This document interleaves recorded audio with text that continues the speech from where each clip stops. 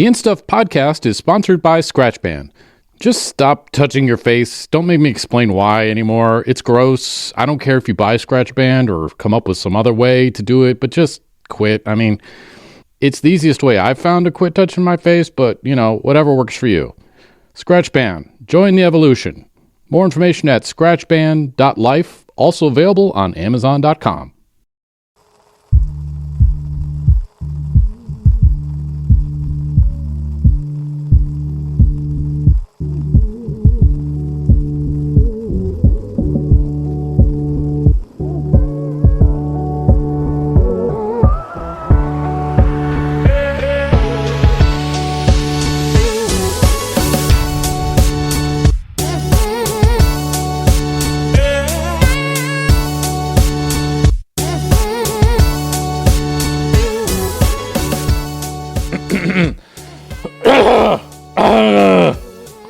I can't. It's part of the process. If you were a professional radio person, you would know. But I'm not. That's my point. Now I'm thankful I'm not. Kristen, welcome to another episode of the In Stuff podcast. Hello. How are you? I'm doing well. Didn't know what word was going to come out. Yeah, that's fun. How are you doing? It reminds me of an old family story about my grandfather. As they were walking out of church one day, the pastor said, "How you doing, Al?" And he said, "Swine." He was going to say swell, but that was like too casual for church, because you were talking about church in like probably the 50s or 60s. Oh. Probably 50s. So he tried to switch swell to fine, and it came out swine, which is... Yeah, anyway, legendary family story about my dear beloved grandfather. Yeah, well, it's like 64, and for people who don't live in Alaska, spring is quite the experience. There's rivers of water flowing everywhere on my street. I was having to dig like ditches to keep it from draining into my basement and wash away my driveway from all the snow that finally melts. The whole winter's accumulation melts in like 2 weeks. But there's still giant piles, even though it's like warm enough to sunbathe. Uh-oh. Oh, you had a weird look on your face. It's just my cat's water fountain kicking on automatically. It's motion detected. Anyway, still giant mounds of snow, yet the mosquitoes have shown up. They have. It's They're like the size of quarters. Ugh, Yeah. The slow big ones. Yeah, before even all the snow is gone. All the trash is emerging from snow piles. That's fun, too. Pretty gross. Now, last week, I vowed I would not interrupt you once during the whole show.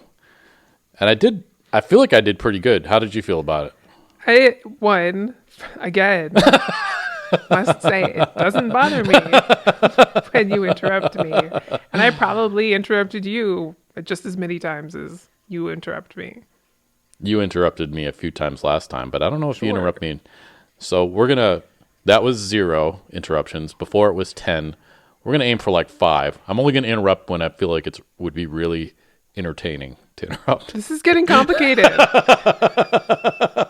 I can't keep track. You can always interrupt me whenever you want, but our subject for today, I'm actually really excited about, because it's something that I have a fair amount of experience with, and also am passionate about, and also can't do right now, but I'm hoping to be able to do soon. You can't do it? No. Why?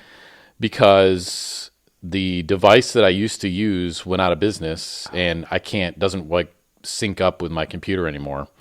And I tried to buy another device used because it's defunct and I couldn't get it to work. And now I'm debating getting just a really like $18 cheap version of it, just to see if it will work.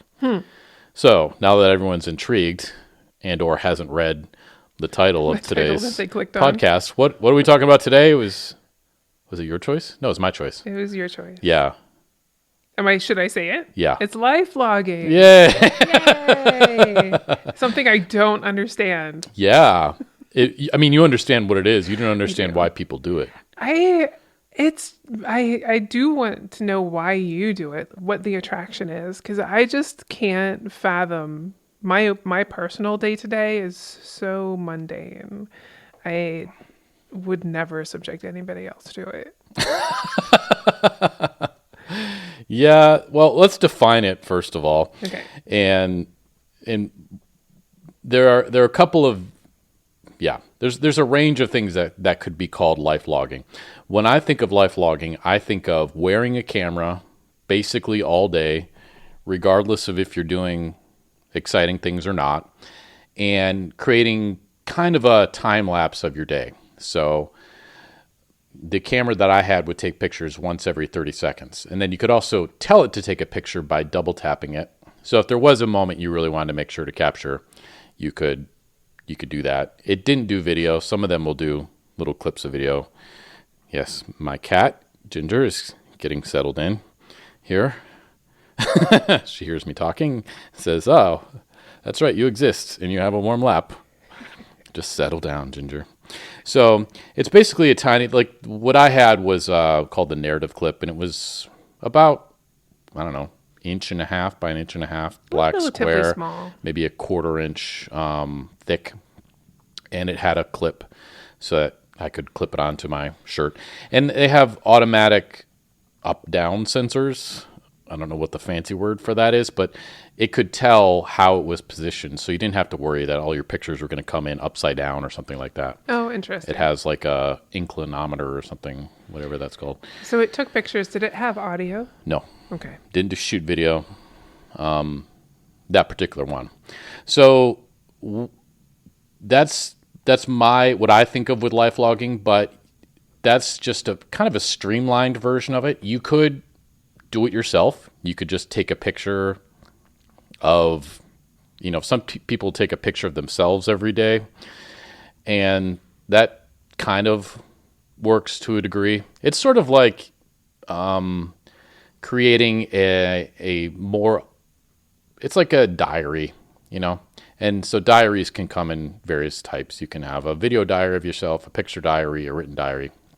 So there are some different ways that you could do it. You could create an elaborate scrapbook. Some people have done that. Take a few pictures every day, take a few notes, and log your life that way. So the granularity is something that the individual could decide for themselves, but do you indeed believe that this is something that has stemmed from like conventional journaling? I can see it coming from that same desire to want to have a record of a life in more detail than the typical record that you might have. Yeah. So, Well, why did you do it? okay, well that's great because that is the next question. Oh, I was going to I'm not ask, looking at your notes. It's okay. Scroll down a little.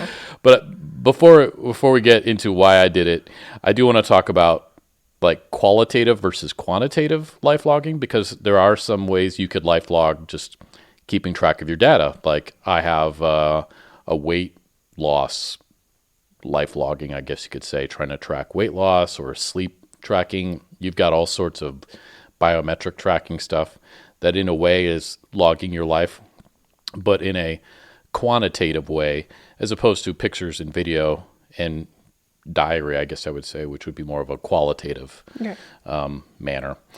And so it's kind of down the lines of, did you ever see The Final Cut with Robin Williams? I haven't seen it. Oh, okay. Where he basically edits funeral videos for people. That's footage of their lives as they saw it. Because everyone can record everything that they see. And then he comes across some footage and gets him embroiled in a thing. So Oh, this is a thriller? It's not. yeah. Oh, Yeah. wow. Yeah, it's Robin Williams out of his normal character of, wild and crazy guy. Because I was imagining Mork at a funeral. No, it was pretty serious. Okay. So why did I want to do it? First of all, I started with it. Well, I know I was doing it in 2016. It was probably 2014 that I first got started with it. And I don't remember exactly where I found out about it, but I heard about Narrative Clip. They had a Kickstarter to begin with, and then after that was over, I heard about them. And it struck me as interesting, and this is the camera that generally takes, you can change it, but takes one picture every 30 seconds. it struck me as interesting because I'm a very, especially at that time, a very nostalgic person. I spend a lot of time, just kind of like because I moved away from Michigan, where I grew up. There's some element of homesickness. You've got a kid, you want the kid to experience sort of a similar life to what you experienced. And there's a lot of stuff I was missing that I knew I would never be able to do again, that I'd never see again. My father passed away, so there's kind of an element of, things are gone that I can't get back. And what struck me about life logging was that it would record all of the things that we never think to record because they're so mundane. And what happens then is it creates this kind of ironic situation in our life where we have boatloads of pictures of the unusual and almost no pictures of the usual. Because why would we take a picture of a Tuesday night dinner? Why would we take a picture of what our bedroom looks like when we're 12? Right. I have no pictures of that. I have no pictures of what a Tuesday night dinner would look like. But what do I have pictures of? Don't be distracted by outside. What were you hearing outside? It was Was it the grouse? the tarp. Oh. Your wood pile I heard blowing around. So this is the moment in the podcast where it finally dawns on Rob that not only is he not interesting, he is less interesting than the sound of a tarp blowing in the wind. That's not true. And also, you didn't need to stop. I was just making sure something wasn't going to run into the back door. That is the funniest thing Oh, that's not true. that's ever dawned on me, that I am. You're taking it the wrong way. I am so boring that people are more interested in the sound of a tarp blowing on a wood.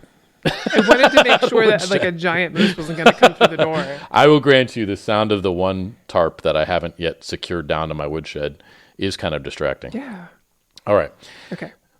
Do you remember what the question was? Wait, we were talking about things that were mundane and why there are no pictures of Tuesday evening dinner. But what do we have a lot of pictures of? We have a lot of pictures of the dinners we're proud of. Sheesh.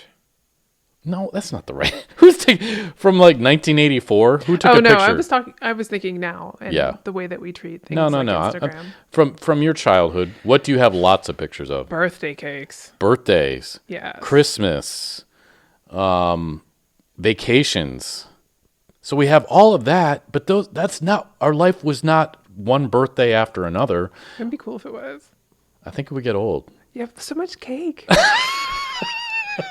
Come on, focus here, Kristen. Okay. We've all been through that. Every kid has gone through the what if every day was Christmas. It's exciting to think It would be pretty exciting, but it would get old after a while. Okay. But it's true. I agree. Yeah.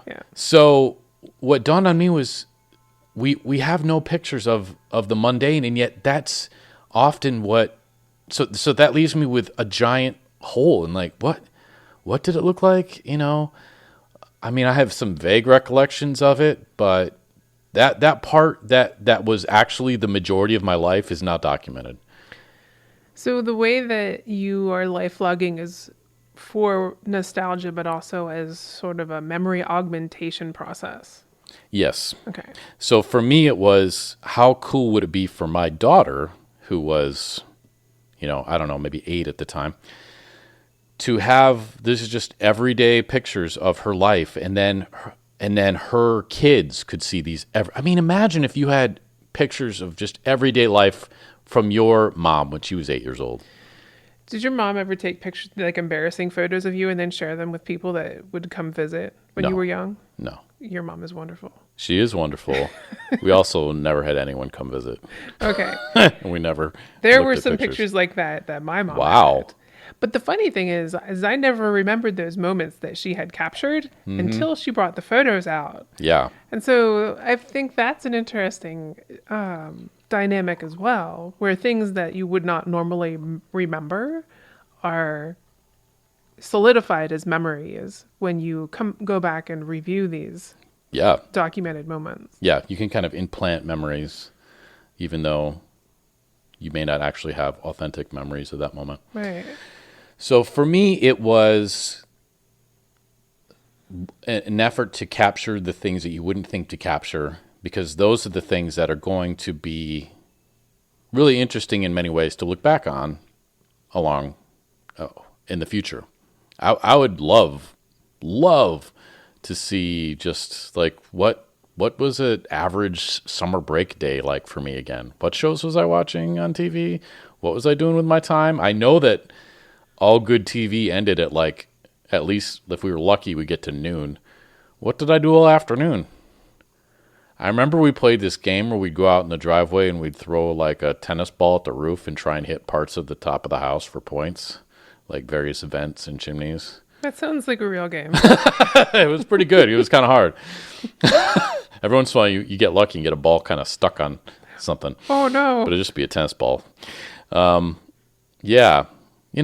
I have no idea. So the idea of life logging for me was capturing these mundane moments and having that record. And, you could get around that, but you're just saying, hey, we're taking a picture of Tuesday night dinner. And that'd be fine. But nobody thinks to ever do that. Because it's so mundane and common.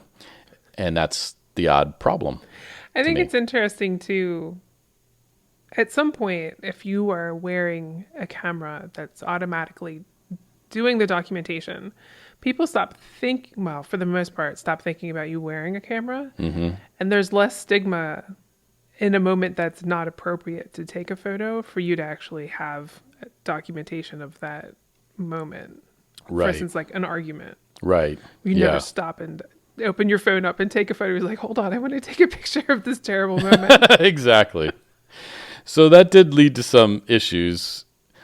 So I wore that camera for probably at least 2 years or so before the company went under and it basically didn't work anymore. I'd still be wearing it if I could get it to work, but I can't get it to work. I remember you coming into the office with that on multiple times. Yeah, and people would ask me about it because it was a weird thing, and a lot of times the first, when people would first see me, they'd smile for it, or some people knew that if you double tapped it, it would take a picture, so they'd walk up to me and double tap my chest. Yeah, a lot of weird friends. That's awful. Yeah, it was kind of irritating, but it was interesting in that this kind of dynamics similar to Google Glass that come across with obviously wearing technology that is taking pictures of other people. A lot of people were like okay with it. Some people were like, how about I wear it so you can take pictures of yourself and see how you like it. So I think it does change the dynamics of a conversation, but people do forget it's there after a while, I think, 'cause it's not like it makes any noise. Some of the things that became weird were wearing it, when meeting people, especially meeting people for the first time. You can imagine. Why is that weird? Why is that weird? Well, so it was kind of noticeable, but it was the camera I recall was more like well, you didn't wear it on a lanyard, but it was the kind of thing that you would see on a person, and I would read it like a lanyard. Like, this is the thing that I'm wearing in my professional day. Mm-hmm. So how is it different? Well, how is it? Sorry, how did it look different? Or how do you think people perceived it as being different? Well, so I did get a black one because I wanted one that wasn't going to stick out a lot. They did have like orange ones and white ones. It didn't announce itself very loudly. I did notice that people did recognize it.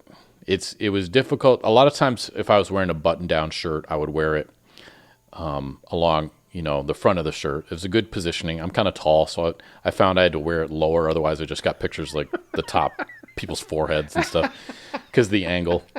I like that perspective. So I had to wear it lower.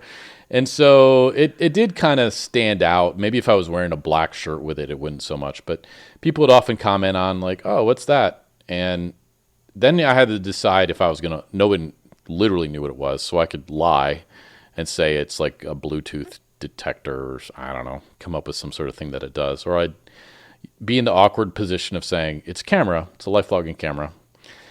And for me, if I'm meeting someone for the first time and I want to make anything resembling a good first impression, most people, it's probably not, here's a weird camera that's taking pictures of you this whole time. So a lot of times I would like ask if I could take a picture, ask if I could use it. Or yeah, it was a little bit weird. And so that's one odd thing about this, that I don't know how society is going to get past having cameras pointed at them all the time. Do you think that people you interacted with were more performative when they saw you were wearing the camera? At first, I think after a while it's one thing that you learn as a documentary filmmaker is people can keep up an act, but only for so long. Okay. And so you have the camera on and people might be weird and goofy for a while, but eventually they just get exhausted and they have to be themselves. So I don't think anyone could, I didn't get the sense that people were performing so much for that. I don't know why, but suddenly reminded me of the Tiger King. Okay. Why? It just seemed like whatever had been in performative was just how those individuals actually were after a point. Mm-hmm. Okay. Anyway. Some people can keep the show going for a while, but especially if they're getting something out of it like that. True. If they're trying to win people's attention, but if they have nothing really at stake, generally people get kind of tired of putting on a persona after a while. So you started life vlogging, you said 2014? Ish, yeah. Ish? Mm-hmm. And I think it's something that people had done a little bit earlier. When were the first reality TV shows? Like, do you think one inspired the other? No, the first reality TV show was like 1990s. I mean, it would have been Survivor. I don't even remember when that started. And that was like way Okay. long time ago. They're not even associated then. No. Okay. No, what it comes from is the technology shrinking so that you could have a camera and, you know, a little chip in there. It didn't have any removable storage, so you had, you know, it would take pictures for probably maybe I think a day and a half. And it had no on and off button. So the only way you could interact with this thing was to plug a USB into the bottom, and that would charge and download images from it, and double tap it to take a picture. So ultimately, what did you do with all that footage? So back in the glory days of Narrative Clip, you would click it in, connect it to your computer, it would download all the pictures, it would upload them to their server where it would organize everything, and you could just go and look at all these pictures of your life, and it would try and pick out ones that it thought were good. It didn't do a very good job. Didn't have a great algorithm for guessing at what pictures were good. And so that was awesome. And that, you know, started out free, and then they were going to have you pay for it. And the sad story for me is that I had years of stuff on there, and then they went out of business, and then they said, like, download your pictures now or you're going to lose them. And I didn't get the message in time, and I lost everything. Oh my gosh. Yeah. I have basically nothing of those pictures. I can't think about that. I mean, maybe there might have been a few that kind of came around that I might have saved. I think I saved the best picture I ever got on it that I can recall was I was at a picnic, and a friend's daughter, who was maybe a year to 2 years old, dumped a cup of juice on the table, like into my lap. And I had this picture of her arm out, the cup halfway over, and the juice pouring out. They grabbed the picture at the exact moment that the juice was pouring out of the cup onto my lap. And that was amazing. And that wasn't that long after I got it.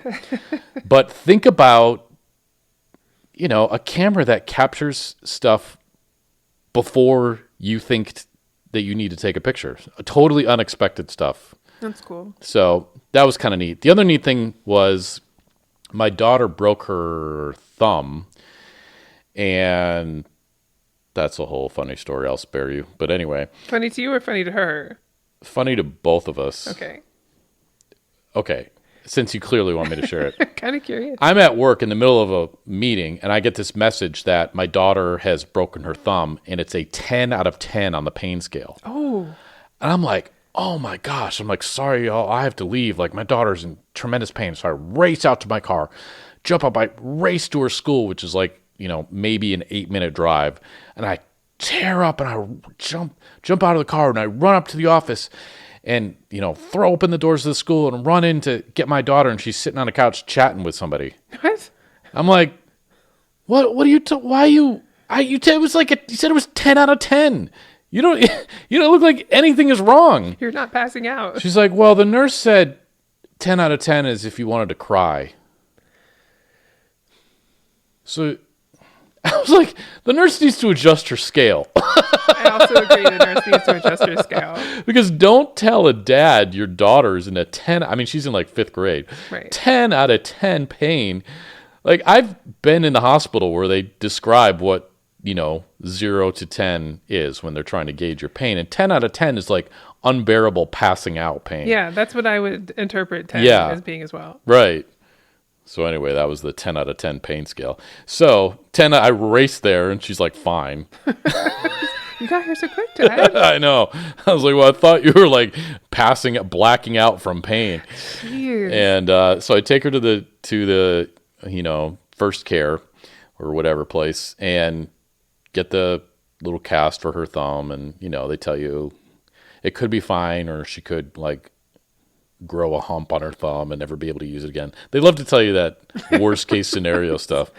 Of course, it's fine. That's very unsettling. But then afterward, I was trying to remember the name of the doctor for like future reference who had inspected her thumb and everything. And of course, I didn't write it down. I had no idea. He didn't put it like on an inspected by sticker. Yeah, when he was done. That's what they need to do. Yeah, like write it on her little cast or something. And so I went back to the camera and found the picture of him with his name tag. And so basically I went to instant replay and so that was another moment of like, wow, this could be really, really handy. Imagine if you lost something or something of that nature and you could go play back to the last time you had it. That's interesting. And where did you set it down? Sorry, go ahead. No. It's okay. That was really me interrupting you. No, I was clearly at a breaking point. I'm We're going to have to stop dwelling on this or I'm curious, knowing you now and your motivations before for recording, life logging, would you do it again, one, and would you consider something more like a body cam that is actually recording everything? You mean video? Video, audio, and I guess you could take stills from that. You're right. That tarp is really distracting. It just blew up in the air and yeah. Okay. I understand it's not how entertaining I am. It's the threat of violence. Yeah, exactly. That's distracting. The unknown wilderness coming inside. Well, coming from a video person point of view, I just think, oh my gosh, all of that data. It's hard for me to get past recording video constantly. Also, there's a certain element of maybe every moment you don't want recorded. The cringy elements. For example, all the times, I hate to say it, but, like I go to the bathroom and then realize that I left it on. Yeah. Or because anytime it saw light, it was taking pictures. And anytime it was dark, it was off. There was, again, no on and off button. Oh, interesting. So there's those moments of like, ugh, I don't want a record of that. I don't need my great grandkids to watch, wow, Grandpa went potty 5 times that day. That's not something you want to stumble across. So that creates kind of an interesting problem too, because you wear it, you forget you have it on, and then at the end of the day, you're like, oh, wait.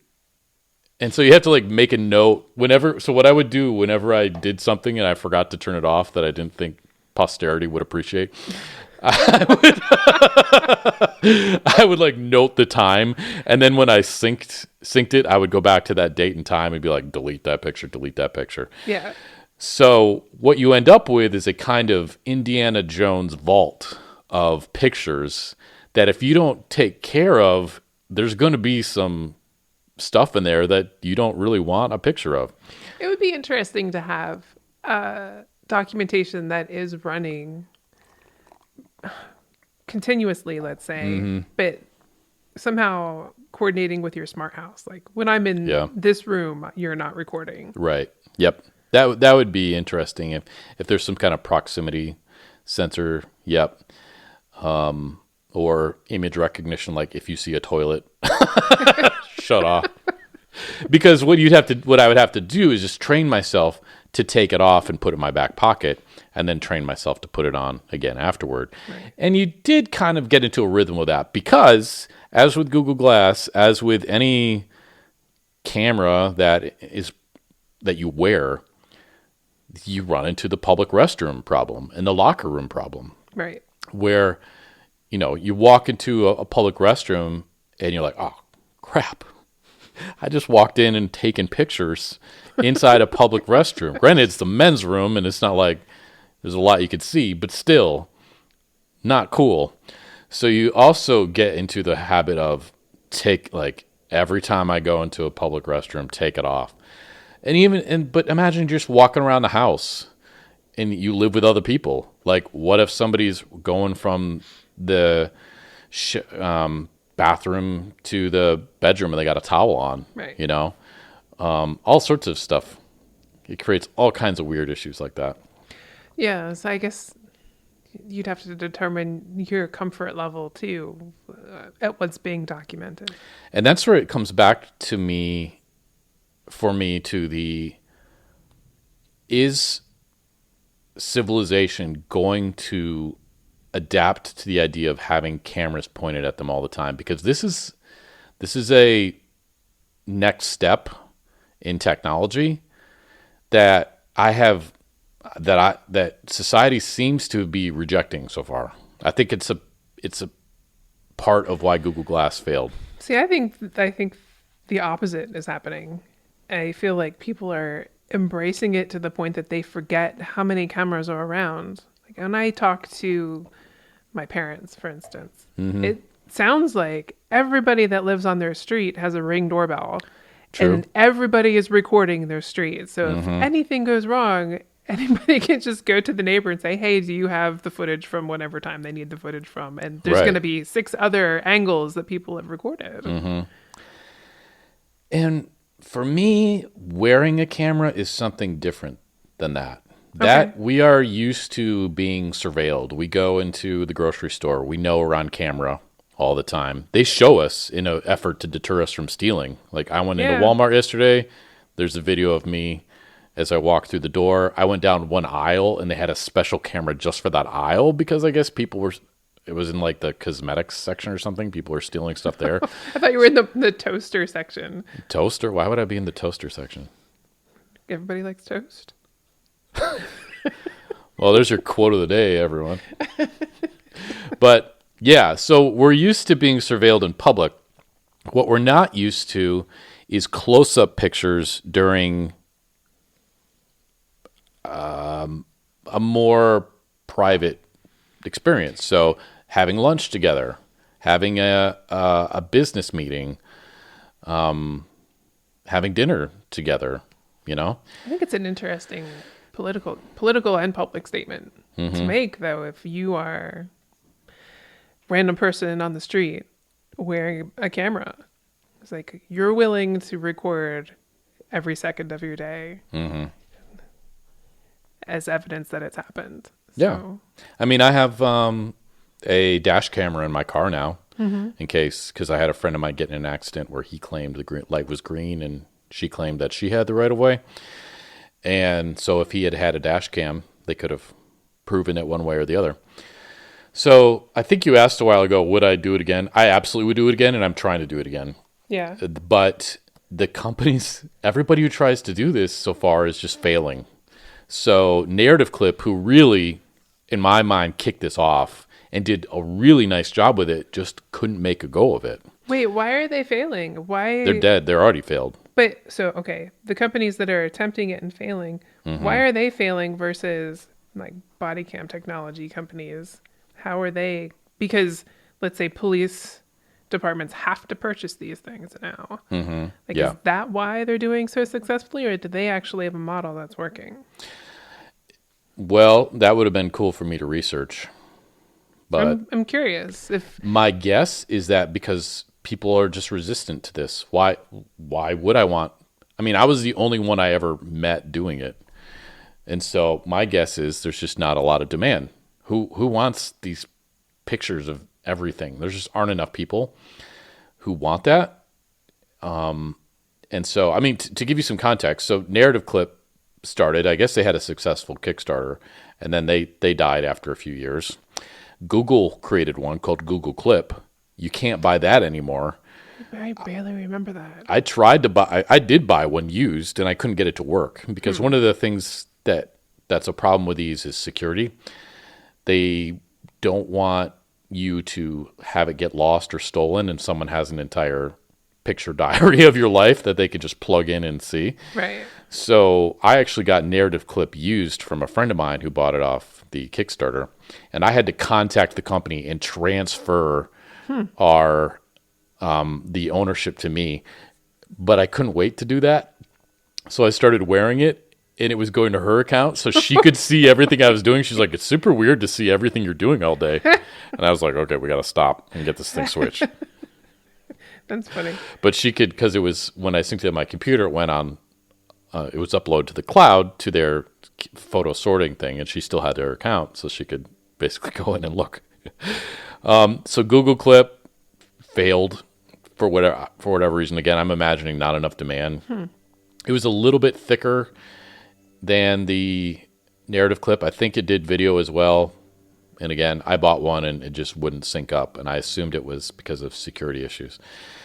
There is there are some like kind of cheap knockoff ones. I'm not aware of any of this Narrative Clip style where it's just kind of small, unobtrusive, automated device that are well rated right now.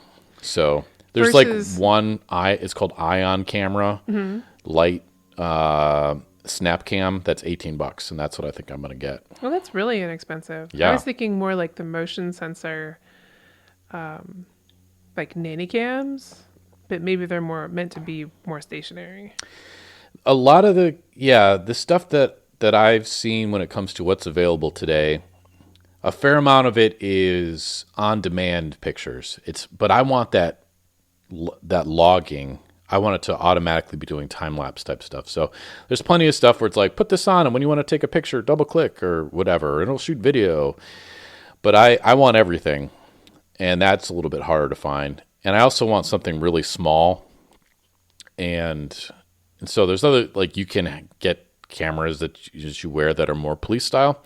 And you can also get, of course, the cameras that are built into sunglasses and whatnot, which are semi-creepy. And again, they don't do the logging element. Okay. And also I wear glasses. So there's some you can like clip to your glasses, but no thanks. No. It's kind of dumb looking. So I want something that just takes a picture every 30 seconds or so, seems to be about good, so that I can go back and even if you're on a vacation, like it can be kind of interesting to go and see everything rather than just the pictures you opted to take. Oh, imagine being at the dinner party when somebody has come back from their vacation and they've been life logging, having to wade through that collection of That pictures. is hell. That would be hell, depending on the person. And this is when we got our towels. And this is our walk down the stairs. I don't want to hear about anyone's vacation, honestly. I don't care if there's pictures or not. Yeah, not really. It's true. Unless they went like off planet, I'm not interested. Sure, yeah. Well, give me 12. Whittle it down to 12 pictures. We'll call it good. So would you, when you're documenting next time, are they just going to be for your own personal use, or are you going to do something, do you think, more public with them? I did have a fantasy. That's a good question. I had a fantasy of doing a photography show that was called like Accidental Pictures. And it would just be the cool pictures that a camera gets when it's just taking pictures all on its own. Do you need a better name than that? I thought that was pretty good. No. Oh, all right. I just think that there's a great opportunity there. You should think about the name. Well, I like that. I sort of collect weird experiences, and I've done a lot of weird stuff, but I've yet to have a photo show, and that's one of the beauties of Fairbanks is it's a small enough town you can be whatever you want to be. Yep. Wasn't that G.I. Joe too? No, that's be all that you can be. All that was that you an can army be. Right. tagline. Anyway, so do you have any? Did you have any when I was wearing it? Did you have? Oh, I do want to mention part of the reason that I may not have worn it every day was after a while I realized I'm just getting a bunch of pictures of my computer monitor, which is not that exciting. And after a while, you're like monitor. Oh, somebody came to my office. Monitor. This is the reason I don't do life vlogging. Yeah, it is pretty boring. So somewhere in between. I mean, if there was one that could recognize faces, that had that technology and was better at, recognizing this is the same picture over and over again, like maybe at least condense them all into like, if there's 15 minutes of me looking at my computer, at least make that like one picture as I'm scrolling through my timeline. So I can double click it like a burst and I can see all the individuals if I want. Right. But when I go back and look at it, don't make me sort through hours of me looking at my monitor.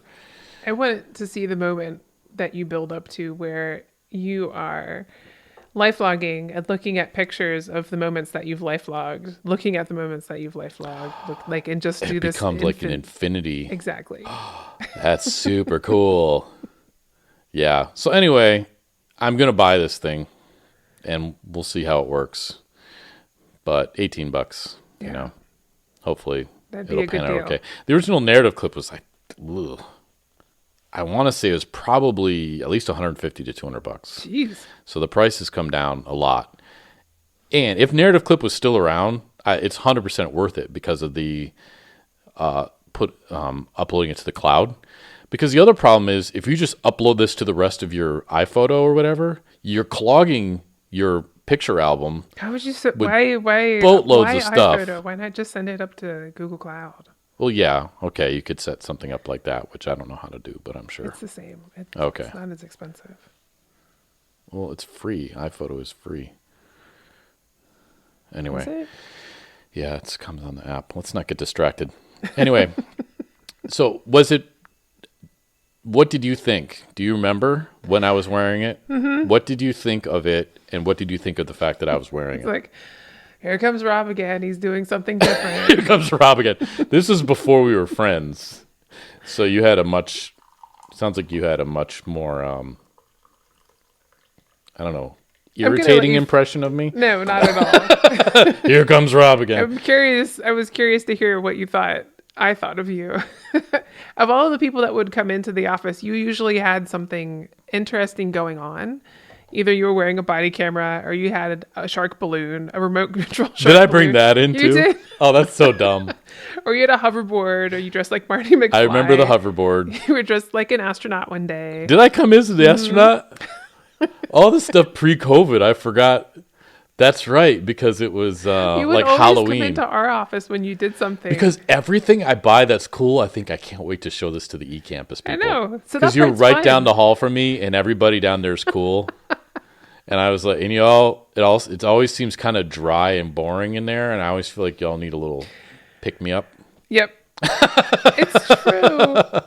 And I feel like I may have seemed like I gave you a hard time. But it was like, because I remember walking by one day and just thinking, there's Rob again. But it was like in a way where it was fun to poke. Yeah. But I was just like running somewhere in the moment. And I was like, I hope you didn't take that the wrong way. No.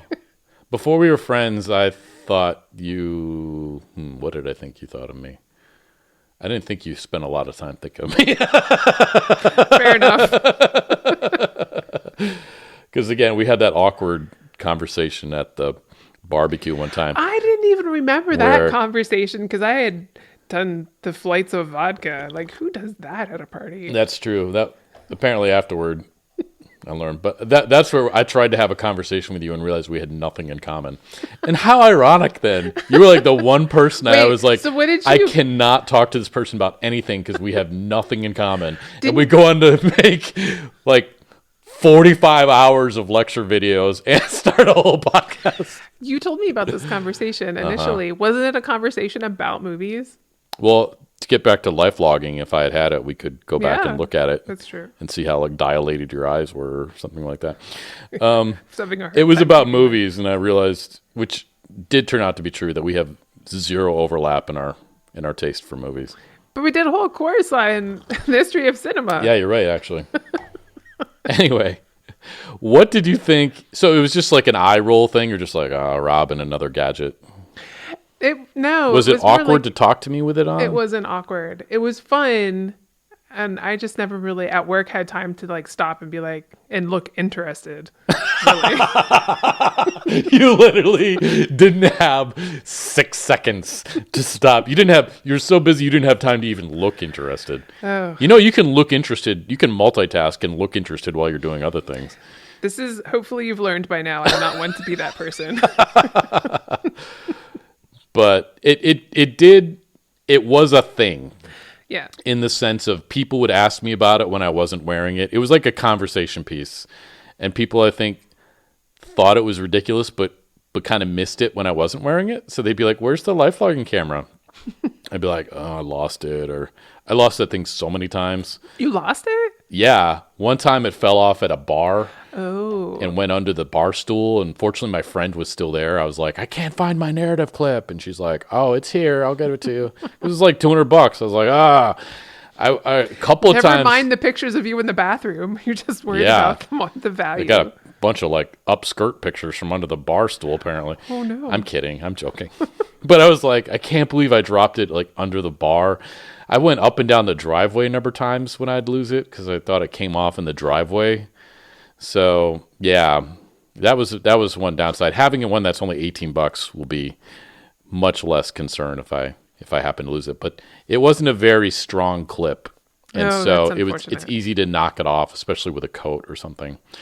And also with a coat, you couldn't see anything out of it too. So what you wear was kind of important with it. But yeah, so if you dislike attention and being viewed as quirky, wearing a life logging camera is a very, very bad idea. I like both, so it's not a problem. I like the evidence of the unexpected. That's interesting.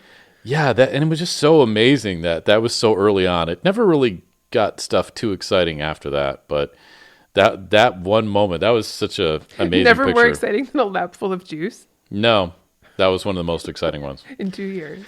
But you know, it's kind of neat, too, for other things where it would be inappropriate to take pictures, but cool to look at the pictures later. For example, I love garage sailing, but people are not going to be, like, super cool if you show up and you're, like, filming all of their trash. But with the life logging camera, I could, like, go back and be like, oh, I remember that garage sale, and I remember what I got there, and I remember this person. Grocery stores, you know, like, I'm oddly nostalgic. I think a lot of people are about what grocery stores look like when you were 6 years old or, you know, whatever. Because no one ever takes pictures in the grocery store. But I would love, I remember as a kid, like, and I think we talked about this, having generic products. Right. You never see those anymore. We're just black and white like flour. Yeah, or bags of milk. Yeah, right. Oh. What? What's that drink called? Yes, I say it differently. I love it. You do it like Michigan, milk. You make it an A instead of an I. Yeah. I love it. Milk sounds weird. Milk. Milk sounds evil. Bring me a glass of milk. Ew. Exactly. That was your Mike Myers moment. But Mom, can I have a glass of milk? Yeah. You know, there's a sports drink, they called it Mulk. Huh. It's been recently branded/released. I'm really enjoying the multiple attempts to completely derail this conversation you have today. You stopped because of this. I did not stop the conversation about That's true. how I pronounce this word. Anyway, so those moments too, like driving in the car, I just, do you not wish you had pictures of this? I mean, you had a happy childhood, right? I did. There are moments, yeah. So there are moments, I guess, that would be interesting to have pictures of, but I'm okay with just my memories. Honestly, I don't have I don't go back and wish I had pictures of some of these things. But I'm not a nostalgic person either. To the point that I wish I had been more reflective when I was younger. Okay. Yeah, I am. Well, I wasn't, obviously I wasn't when I was a kid. But once I became an adult Yeah. and had my own kid and started to realize I'm never going to get to do these things again. And that's when it started, all of a sudden it flipped, like probably in my mid 20s, where it just became like, oh my gosh,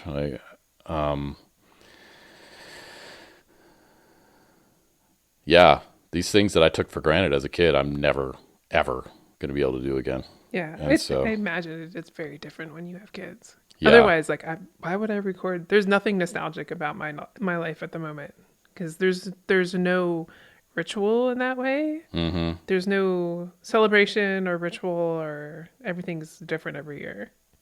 Yeah, yeah, I'm better about it now. And now I tend to look back on it.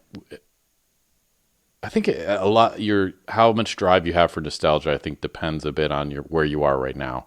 So in rough times, harder times, I'd be way more nostalgic. And now, like my mom for my birthday gave me a photo album of all these pictures from when I was a little kid, stuff I haven't seen in forever. And instead of that being like, oh, like that's really hard to watch, like, oh, there's my dad, that's really hard to see pictures of him again. I just thought it was awesome and totally loved it. But that's because I'm in a very good place right now. So I wanted, before we move on to the future of life logging, just to talk a little bit, because we're talking about nostalgia. There's a New York Times article that we'll link to here that talks about some of the benefits of nostalgia. I always thought of it as like going through life ass backwards, like Yeah, focus on the future. Don't worry about the past. But I just want to say that there is some research that shows that nostalgia can be good for you. Here's a paragraph. Nostalgia has been shown to counteract loneliness, boredom, and anxiety. It makes people more generous to strangers and more tolerant of outsiders.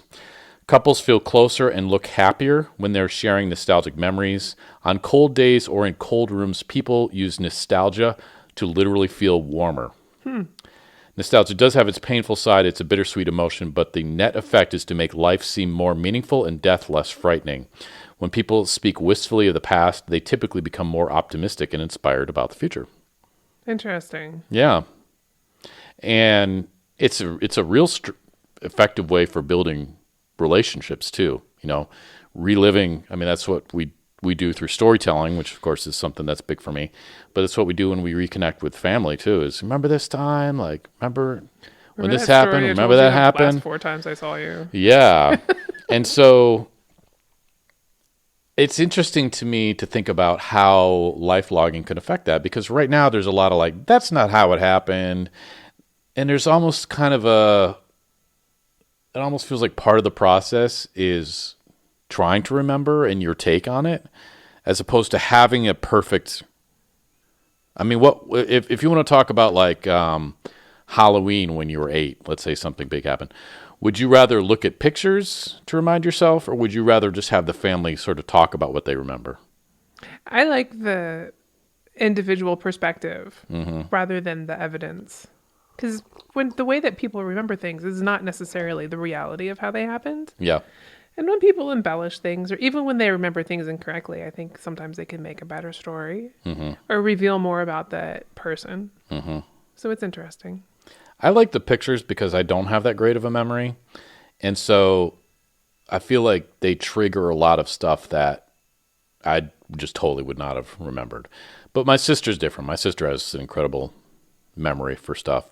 So yeah, me and my mom are all kind of like, we forget everything. And she's the one that we go to for like the vault of how things really were. One of the things that I found really useful is inspiration, though. for, let's say, for in an artistic vein, is trying to capture a memory, not as it happened, but the impression that I'm left with, and settling with that as the accurate artifact of whatever it was. Yeah. And I think that opens up the memory to be much more than just evidence of reality. It's, the experience itself. That's true. A memory without emotion is just encyclopedia entry. Right. Yeah. Interesting. Have you ever had a major memory triggered by a smell? Oh, yeah, absolutely. Isn't that crazy? What do you remember specifically? This happens to me a lot, but there's one in particular. When I was in kindergarten, our kindergarten room overlooked the playground, and every year in the summertime, they would resurface it so that hot, sticky tar smell always reminds me of kindergarten. Oh, that's nice. It sounds weird, but yeah. It's certainly more profound when it's something you rarely smell. And it had an amazing effect on me when my dad used to always polish his shoes. He was pretty interested in, my dad would go through different phases, but at one point he went through a dress for success phase, which is like a popular book in like the 80s or something. And so but he'd always, be a nice dresser and wear nice shoes. And so every once in a while he'd polish his shoes, and that's a very distinct smell. It is. And it's something that only shoe polish has. So one day I decided that it's time for me to polish my shoes, which I never did, ever, because I didn't really know. As much as I watched my dad do it, I never really did it that much myself. And I understand like the basics of it, but and at B, we live in Fairbanks. Like, how often are people going to be like, wow, could have shined your shoes a little bit more there, Rob? Like, they're just amazed you have shoes that can be shined. Pretty much. So I get the stuff out, and it was like a shot to the face of nostalgia in an incredibly powerful way. It just like, it was like going through a wormhole back to whatever, 1985 or 87 or something. And it kind of knocked me on my butt a little bit because it was such a powerful, nostalgic punch that it kind of like made me depressed a little bit because I still wasn't fully over my dad, Right. And so it's really amazing the impact. And now I'm scared to open it and polish my shoes again. I feel a lot better about it. Went to some counseling, feel a lot more settled in that regard. But yeah, imagine if you could have a smell remember. Smell remember. I like that name better. I was gonna say the same thing. I like having that record of the olfactory memory. Yeah. It's really cool. Also, you should polish your shoes more. Yeah. Well, it would be exposure therapy too. Yeah. I finally like shoe polish would not It's also register. good for your shoes. It is good for my shoes. But between living in Fairbanks and being in quarantine, I haven't had a whole lot of opportunities for it. But I get it.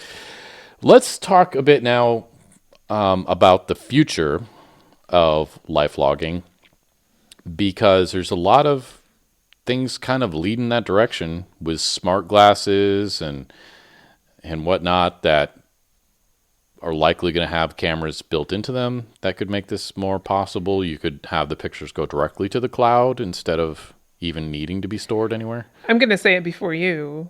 There is a Black Orange. There was a Black Mirror episode about this. Yes. Yeah, but that one's all video, right? And that's the one. It was all video. Where like, wasn't a guy like having an affair or something like that? So, yeah, everybody was, the majority of people were recording what they were seeing. Mm-hmm. Right. And so that ended up being the de facto record of what reality was. Right. There was no perspective at that point. And they'd be like, show me, Right. And so you'd have to, there was no more like forgetting or whatnot. Yeah.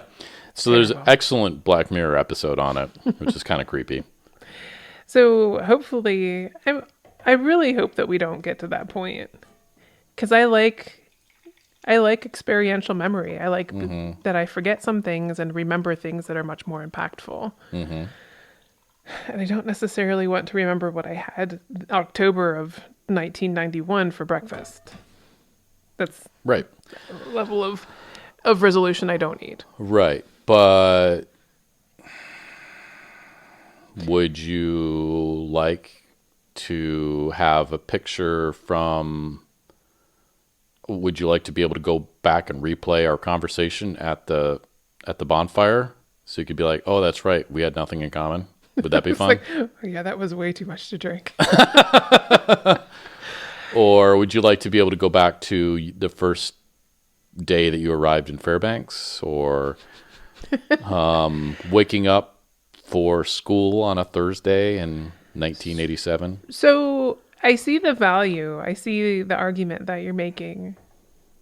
Personally, I would not invest time in that or money. But Assuming it was fairly not even effortless. like I'm just not the kind of person that's interested in that. If it's not going to stick in my head, I'm okay with forgetting it. What about future generations? So Oh, I appreciate though that some people are interested in documenting it, like documentarians and even amateurs who are interested in that level of journaling. I would go to a museum and spend time going through somebody's account of what happened just to have that knowledge. mm-hmm. I don't want to be the one to have to curate that level of detail throughout my life. I think that's just overhead that I don't want. But I appreciate when other people do it. Yeah, part of it for me too was just the straight up historical record. Imagine if you had pictures of every 30 seconds of the life of someone in 1975, not that far back. Right. And then just keep going back. 65, how cool would that be? 55, 45, 35. Like, imagine, I would love to see a day in the life of my grandfather as a 6-year-old. I have no clue what that was like for him. There was a coworker of ours who had their family was here for a number of generations here in Fairbanks, and one of them had kept a journal. And so my coworker had gone back through the journal, and she just started posting on mirror days, like this is what this person did. And that was really interesting to follow because it was really like back in early Fairbanks, what it was like to be somebody who had a boarding house in Fairbanks. And like when you got up, what did you do? When it was winter, what were people doing? What did people do for entertainment in the evenings? And that was really interesting to have a record of. Absolutely. I'm just not somebody who would capture that. Yeah, well, that's understandable.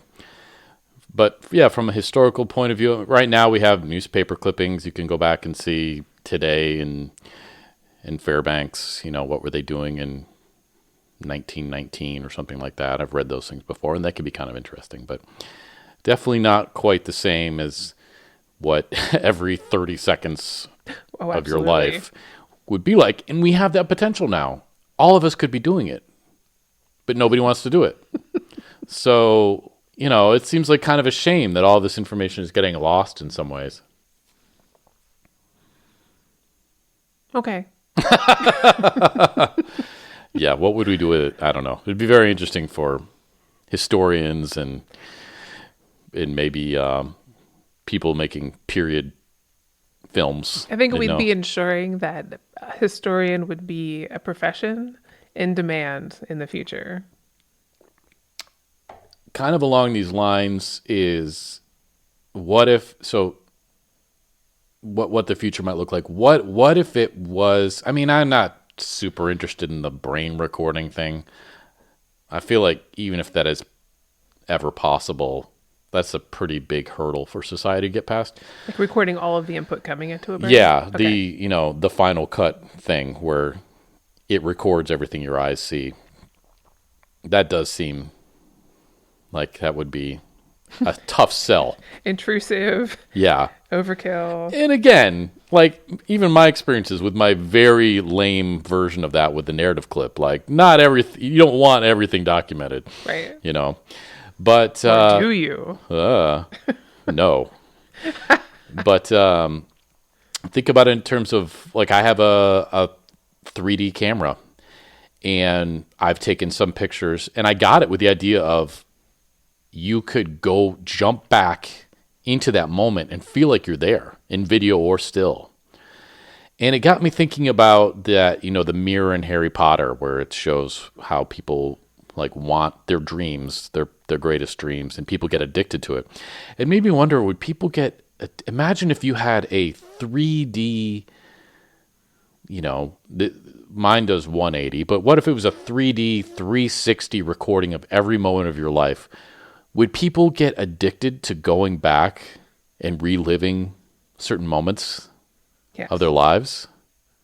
I can see that happening, and that being like addiction to gambling or something. Like you become ineffectual in your current life because you're so obsessed with reliving these moments. I think that plays on what we see people now experiencing when they're grieving, Right. or they're having some sort of nostalgia. I don't know what it's called in the psychological community, but yeah, I've run into people that just have been yet unable to get beyond an event in their life. Like they're still coping, and it's not. There's coping, but then there are people that are just I don't even know what to call it. It's not over hyper nostalgia. It's just they spend a lot of time going, I remember when. They're always remembering in the past instead of like, we're gonna go do this fun thing tomorrow. Yeah. It's been a benefit to emotional healing to not have a lot of records that you could dwell on. I mean, I have zero video of my grandfather. My grandfather and grandmother, because they died in like 1989. I have some video of my dad, but he died before. He died before like I think I had a smartphone or anything like that. I know he died before I had a smartphone. So and plus it's like, we're just going to film dad So we have a fair number of little videos on digital cameras and stuff like that. But I mean, there's not like boatloads of stuff. You just made the case though for life logging. You're like, who's going to film dad? Well, if you were life logging, you would have it. Exactly. Yeah. Dad was always behind the camera. And I guess that is the downside of life logging too, is the one person that you never take a picture of. You've become the person who doesn't yourself. have any pictures of themselves. Yeah, except when you take pictures in the mirror and everything. Anyway, so I wonder if this could be detrimental to the process of getting over loss, because it would be so easy to just jump back into when that person was around. And that's another sort of similar to the Black Mirror episode where she brings back her spouse. Yeah. And that's kind of weird, and he's a robot, and it's kind of creepy. But it's down those same lines of so someone has died, you can't accept it. What if you could go back and relive those moments? Almost as good as being there. That seems like that would only postpone your healing. Yeah, I think so. But it depends on the person. I mean, I think another response to that is seeing those pictures is so painful that you don't want to look at them. And that was kind of my experience. Like for a while, I just didn't want to see pictures of my dad. It took me a while to get to the point where I was okay with that. But anyway, so it's kind of interesting, the future of life logging, how it could relate to dealing with loss. Some of the things that come to my mind are some of the kind of practical elements of it. Like, what if you combined the picture life logging with some of the biometric stuff? So one of the things that they talk about in a life logging video that we'll post is, what if life logging was tracking how much you're watching TV, how much you're moving, how much you're talking to people? Because we all have this vision of how much time we spend doing stuff, but what if you could actually get an output that says you watched TV for this much time, you slept for this much time, and have a real detailed rundown of your life? I can't imagine it would not be shocking for people. I have that level of resolution right now, not as evidenced in photographs, but like by almost 30-minute increments if I've been active or sedentary. So it knows if you're moving, but it doesn't know what you're doing. Right. It knows if I'm moving. So it knows whether I am inactive, lightly active, moderately active, or very active. based on, I'm assuming, a combination of gyroscopic movement and heart rate. And it's listening to your voice, right? So it knows your tone. So the Halo band, I was listening to my voice, but I don't know that they're equating that with anything on the big health picture. So yeah, that having images to back that up, I think would be interesting. As a parent, one of the things that comes to mind is how much time am I spending talking with my kid? Because, I've heard in the past, most parents spend, like 8 minutes a day actually talking with their kids. Oh, wow. Like, did I? How am I doing on that? Like, it'd be shocking to find out if I was way low on that. And that's something that I worry about a little bit. And so that's something that life logging in the future, in theory, could tell you, like, here's how much time you spent watching TV. Here's how much time you spent talking to your kids. Here's how much time you spent working, blah, blah, blah. And give you a sense of what you're really doing with your life in a way that we're not fully aware of, I think, right now. That we could be, but it'd be pretty tedious to try and write all that stuff down. It could also help you with determining your work-life balance, and maybe even compared to other people. If you anonymize it and say, compared to the typical 45-year-old, you are, working 10% more or something of that nature. Do we need to do all of that, though, to realize that we're not doing it? It seems like a lot of expended energy to realize we're not doing something we don't potentially already have the energy for. Like, why not just be present in the things that we're doing? I'm sorry, were you saying something? Exactly.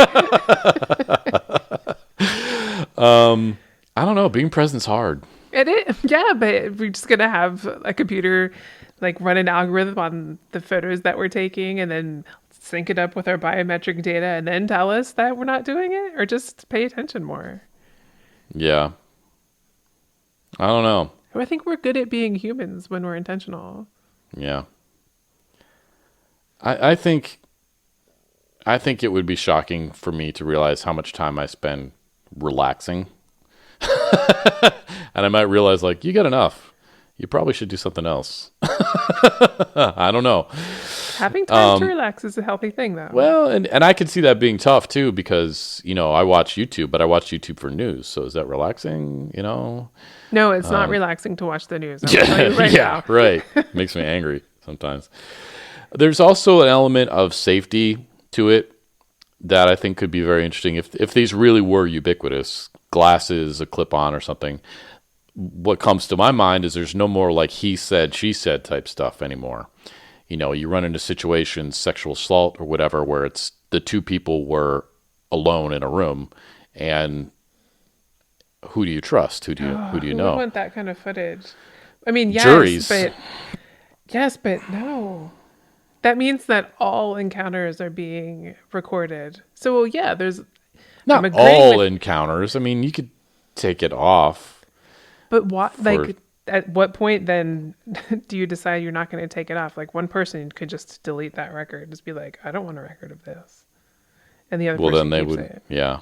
Well, then they'd have one of them was only got one record. I know, but yes, I'm agreeing with you. It'd be great to have that record, but also you would have that record of all other encounters with individuals. Yeah, whether they're stealing your phone or not, or assaulting you or not.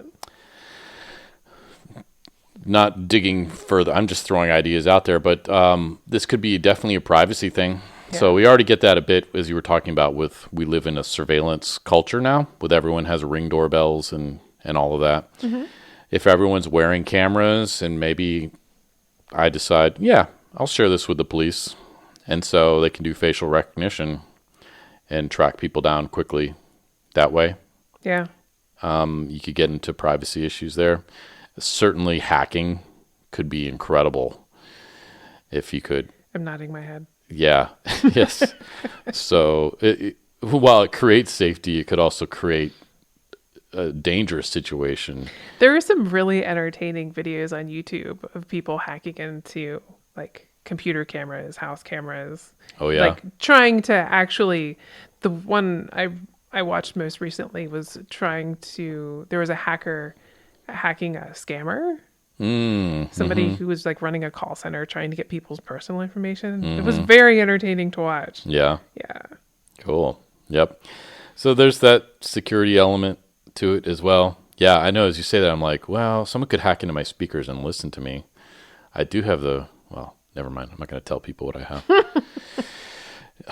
Anyway, one of the things that conclusion I've come to is that everyone's going to have to wear glasses in the future because whether or not you need them, and you'd think that technology would mean that we don't need glasses in the future, but for AR, augmented reality, for life logging, for all kinds of stuff, I think the future is glasses. You think everybody's going to opt into those? That's what I think they're going to have to do if they want to be a part of this. Interesting. Because it's a whole like other platform for stuff that I have that you don't have. You're making this. I'm making a gesture around my eyes. Yes, yeah. I'm waving around my eyes in a weird way. Yeah, so I don't know. I think in the future, I mean, look at like already the Alexa frames. You know, they come with glass in them with no prescription for people who just want to have Alexa on their face. It'd be funny if they just came without glass. People are like, why are you wearing those empty frames? People poking you in the eyes. Ow! No, there's no glass. So I don't know. I think because contacts would be great, but I don't know when contacts. There's a lot of problems with contacts, taking them in and out, and getting the technology to work. I think that could happen, but I don't know. That's in the future. I can't see that far ahead.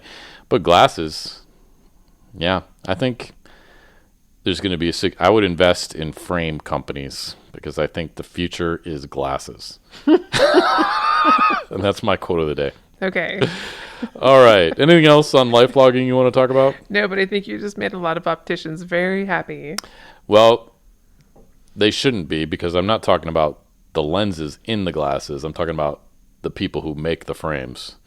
So Ralph Lauren and whoever, Eddie Bauer, whoever's making glasses frames, I think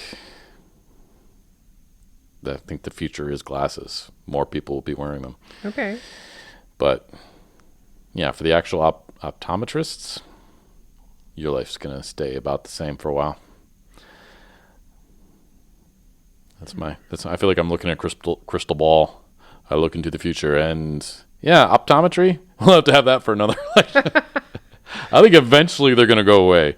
I don't know. Surgically, potentially, but I think that our tendency to have very short focal range might cause some eye issues with the now younger generation. I feel like even I have a hard time shifting now my focal range from phone and screen distance to just regular mate space distance. Yeah. Yeah. Yeah. Well, that's another topic for another time. Yeah. Kristen, is there anything that blew your mind in the last week? Are you running out of things that blew your mind? I am running out of things that blew my mind, but just for this week, because they're things that I probably shouldn't. They're things I shouldn't have blown my mind on this show that I shouldn't mention. We can lower the bar. Started off really high. I didn't come with anything today. I tried to check even before I left, and it's all too sciencey. Yeah. Yeah. Yeah. How about you? Well, so what came to mind is something I already kind of knew, and this was, you've heard about the parasites that will infect mice and rats and make them not scared of cats. The fungus? Or parasite? It's a parasite, from what I understand. So it's a parasite.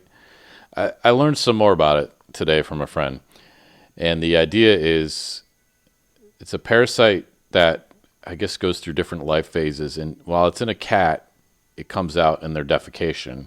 And then the mice eat the defecation, and it makes them not scared of cats anymore. It makes them want to run toward urine smell, and then they get eaten by the cats. So it's basically the parasite saying like, hey, I want to be inside a cat. So if you could get eaten by a cat, that would be very convenient. Right. And so I was aware of that already. What I wasn't aware of is that this is something that can transfer to humans. and that there appears to be maybe some suggestion that it has a similar effect in humans in making them less risk averse. Oh, no. So people who have this parasite are like more inclined to do risky behavior because they have cat parasite.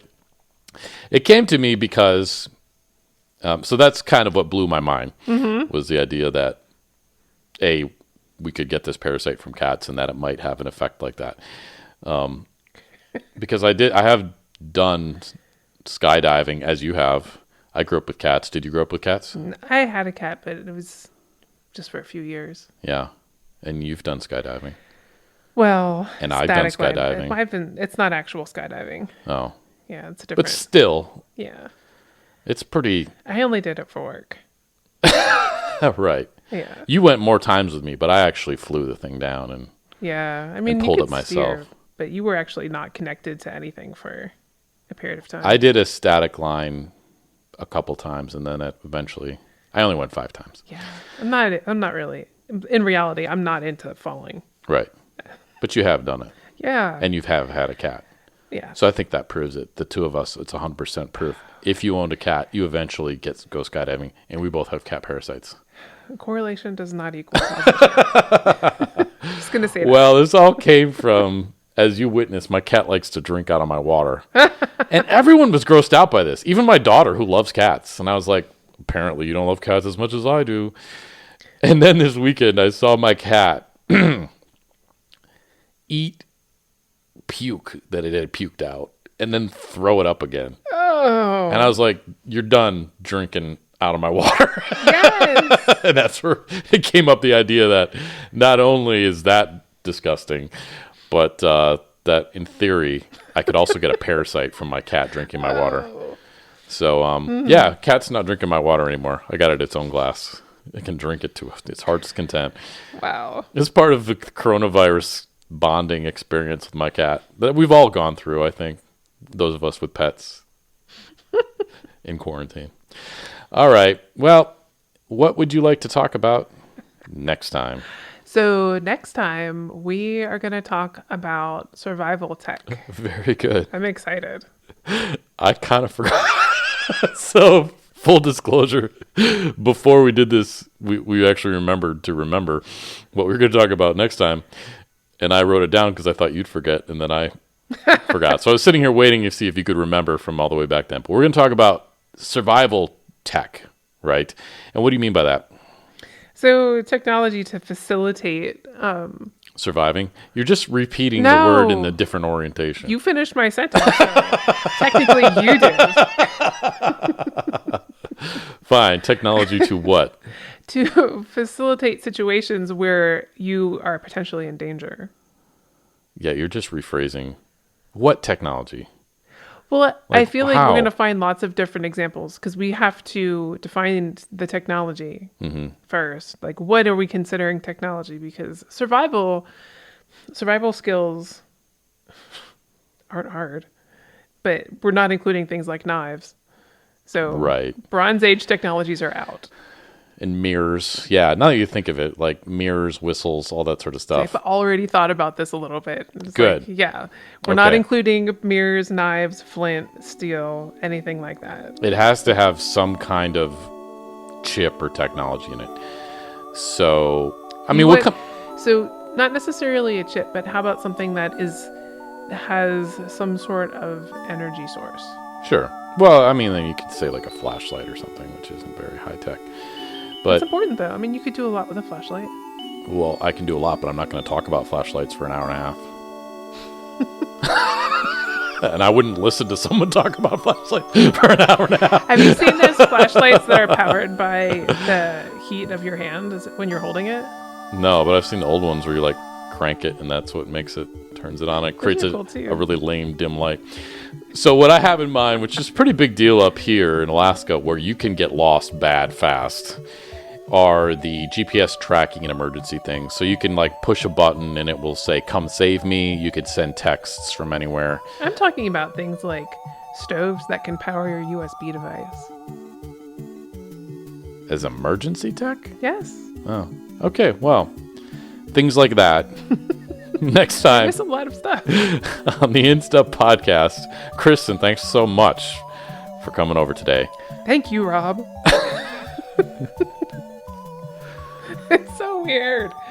Thanking? Yeah. I mean, I appreciate it. It's just funny. It is. It's funny. It'll never not be funny.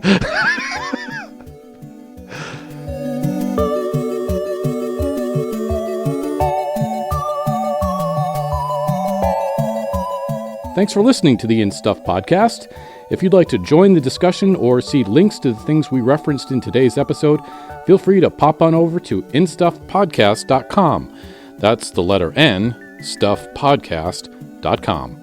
If you're enjoying the In Stuff podcast, check out my other podcast, Dark Winter Nights, True Stories from Alaska.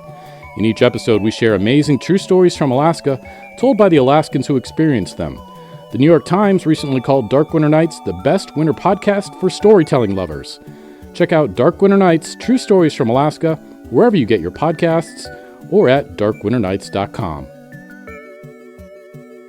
The In Stuff podcast is sponsored by Scratchband. Just stop touching your face. Don't make me explain why anymore. It's gross. I don't care if you buy Scratchband or come up with some other way to do it, but just quit. I mean, it's the easiest way I've found to quit touching my face, but, whatever works for you. Scratchband. Join the evolution. More information at scratchband.life, also available on amazon.com.